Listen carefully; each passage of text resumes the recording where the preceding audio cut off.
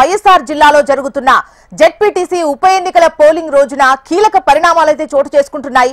శాంతి భద్రతల పరిరక్షణలో భాగంగా కడప ఎంపీ అవినాష్ రెడ్డిని పోలీసులు ఇవాళ ఉదయం ముందస్తుగా అరెస్ట్ చేసినట్లుగా తెలుస్తోంది. పులివెందులలో ఆయన నివాసం వద్ద భారీగా మోహరించిన పోలీసులు ఆయన్ను అదుపులోకి తీసుకున్నారు. పులివెందుల నియోజకవర్గంతో పాటు ఒంటిమిట్ట మండలంలో జెడ్పీటీసీ స్థానాలకు ఇవాళ ఉప ఎన్నికలు జరుగుతున్నాయి. ఈ ఎన్నికలను అధికార ప్రతిపక్ష కూటమిలు అత్యంత ప్రతిష్టాత్మకంగా తీసుకోవడంతో వాతావరణం వేడెక్కింది.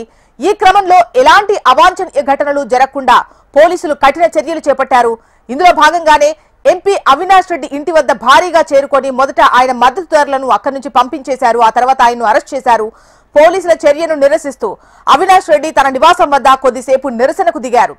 ఈ ఉప ఎన్నికల కోసం 2 మండలాల పరిధిలో సుమారు 1500 మంది పోలీసులతో కట్టుదిట్టమైన భద్రతా ఏర్పాట్లు చేశారు. బ్యాలెట్ పద్ధతిలో జరుగుతున్న ఈ పోలింగ్ ప్రక్రియ సాయంత్రం 5 గంటల వరకు జరుగుతుంది.